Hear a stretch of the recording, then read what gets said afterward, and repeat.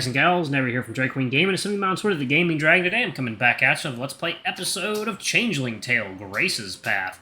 So yeah, let's go ahead and jump right back into it, shall we? Alarm chain, you were up, and let's go. Don't let it cross your mind, Grace. There's no black magic inside one Malcolm Campbell. If there were, I'd be using it to acquire loads of riches, not a girlfriend. This is what you are, a girlfriend. A nervous tingle races from my head to my toes, filling my body with warmth and desire. My pulse beats faster, in time with the lapping waters. Is this what I want? Now? No. No, I am not. And like that, I return to a semblance of sanity. Things are still moving too quickly. Being with Grace requires keeping up with any number of unknown paces. Because yesterday you wanted to be left alone, and today? I've been enjoying having you by my side. I even thought we might become more than friends. I just never expected this. First, I believe her to be talking about our connection, but I see that she's gone back to admiring her changes. You can't compete with the Finn, can I?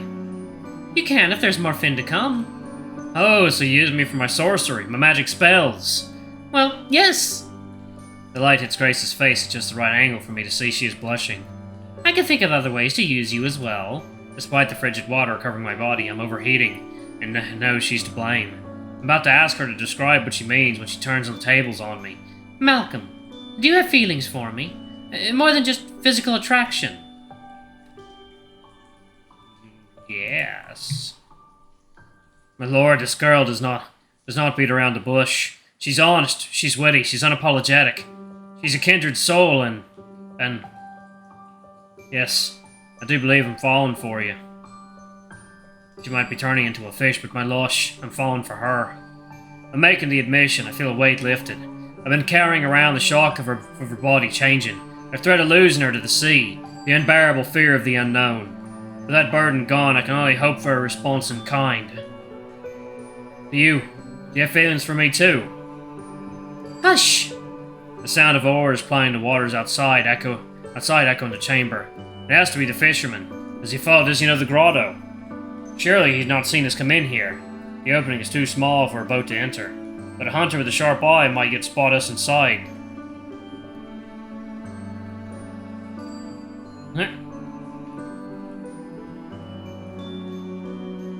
Grace stands, pulling me with her. She pushes my body against the cave wall and squeezes up against to make sure we are blocked from view.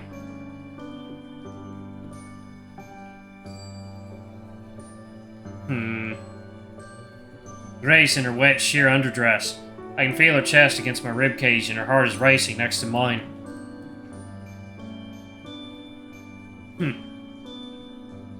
Her waist is dangerously close to, well, where it ought not to be, unbidden. I firmly press up against her as well.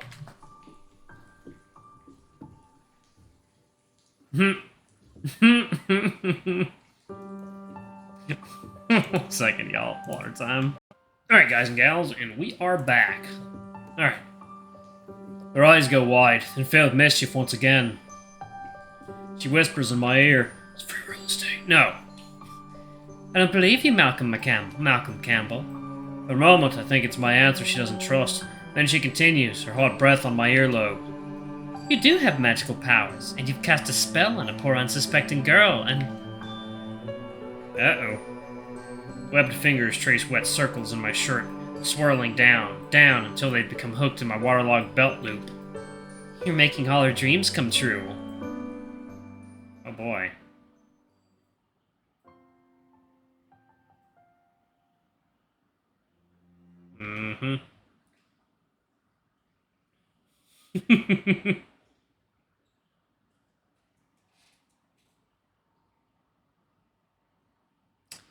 I finally find my voice. Grace. I stop and gasp again, this time for a much different reason. Your face! Where her sweet button nose once was is now as long, shiny, and irregular as the tail behind her. Is it a muzzle? A snout? I don't know what. Her dress is torn, split open down the front, the sleeves hanging on by mere threads. What just happened? You seemed tense. I wanted to help you relax. Until the boat left. I think it's gone now. No, that! Put my hand to her snout. It's solid, though. I hardly believe my own senses. She straightens and touches what used to be her nose. Oh, this? She begins to rub it as well, giggling. Oh my, how exciting! I think this is how I'm supposed to catch prey. Yes, it'll be much easier to get fish in my mouth now, and other things. She giggles again, looking at her own reflection in the water, and that strange face turns back to me. Shame about the dress, though. Marion made it for me. I really quite liked it. I guess I wouldn't fit in it now, anyway. I notice we are now almost eye to eye. She is mysterious and grown, and that scares me as much as her distorted visage. It's just like a fairy tale. You do have the magic touch. Tell me, Malcolm, did you like it? The hair, the eyes, the voice, it's all undeniably still Grace, but the woman before me looks more draconic than human, and in my gut I know it to my core now. It's all somehow my doing. It takes every ounce of willpower I have not to scream. I need time! Please, I have to go! I throw myself ungracefully into the water and can't swim out of the grotto fast enough. The current fights me every inch of the way. My boy, you just had sex with a sea beast.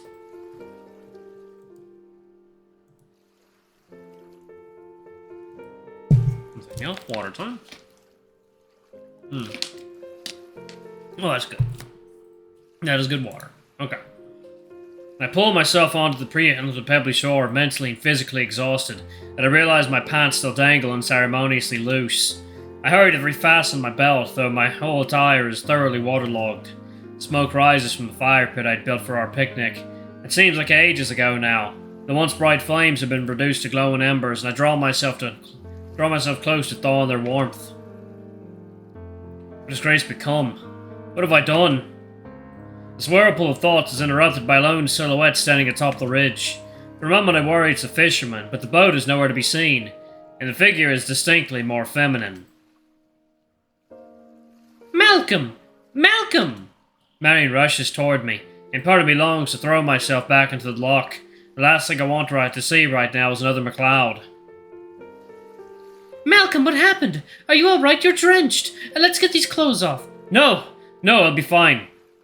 I'm fine. I need to change the subject, now. What brings you all the way out here? I saw the smoke and figured Grace might be out here. She still hasn't come back, you see.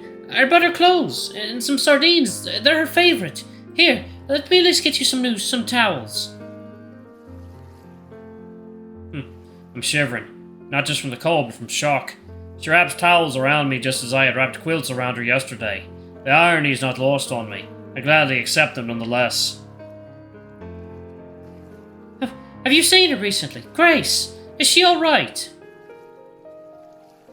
There's a multitude of ways that I could answer those questions, every one of which would be wrong and it would be the wrong way. Fortunately or unfortunately, I don't have to. Ha! Marion? Grace? Grace? Ha! Yeah, she gonna pass out. In fairy tales, I've learned the truth, the core essence of people's deepest fears, their darkest wishes or private desires. Watching a fairy tale unfold in real life was to see the story with all of its flaws. Everything impossible became possible. Unfortunately, not everyone wanted those elusive fairy tales to come true, and what some saw as pleasure, others found pain. I sensed that the closer people grew into their true selves, the wider the divide between relationships. I only hoped that I could discover what bridged that gap. I wonder who this is that's talking. I think it is Alana, but it could be a different character. Because there are more characters who are planned. Chapter 3. See you back. Oh, goodness. Take a minute.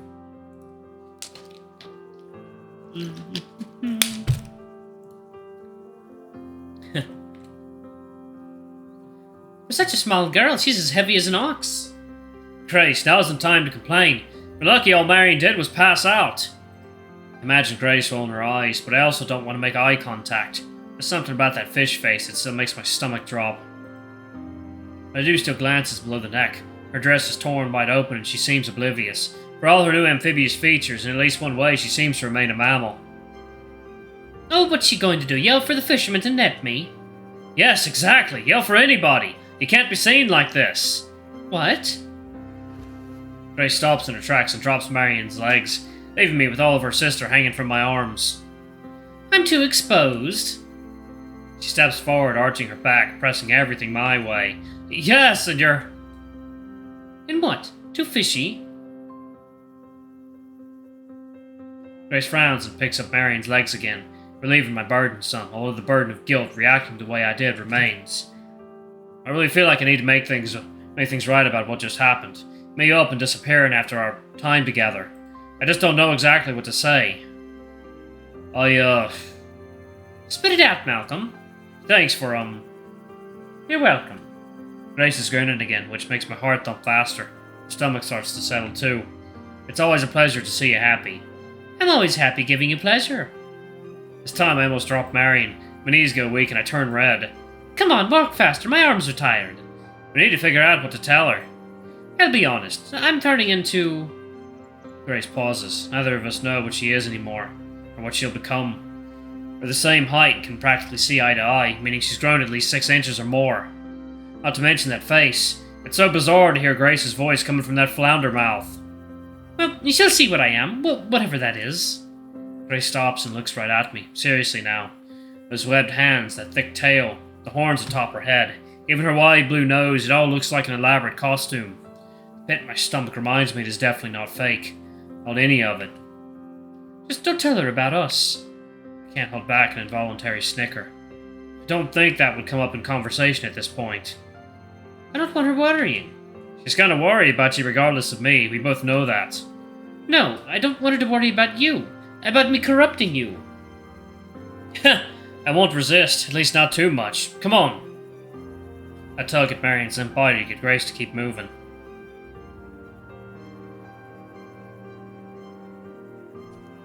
We stumble over loose rocks and slide around the soft grass trying to get footing. I can't help but think about the last time. Many times I lifted a body. Noises start echoing in my head. The disgusting sound my boots made in the wet mire. The cries to save them. The way my arms were weighed down so heavily I thought I would faint. And the smells. I stopped myself. Why, it's over. This, now. What a cakewalk. I'm simply carrying my neighbor up through the highlands because she's seen her sister turn into a sea creature. The very sea creature who just, well, can't think about that right now. This ought to be merriment. I ought to laugh. I fear if I don't, I'll lose my mind very quickly. Alright, y'all, I'm actually going to pause it right there. Thank y'all so much for watching. Don't forget to like, comment, subscribe, ring that notification bell. I love you all. I'll see y'all in the next video. Bye-bye!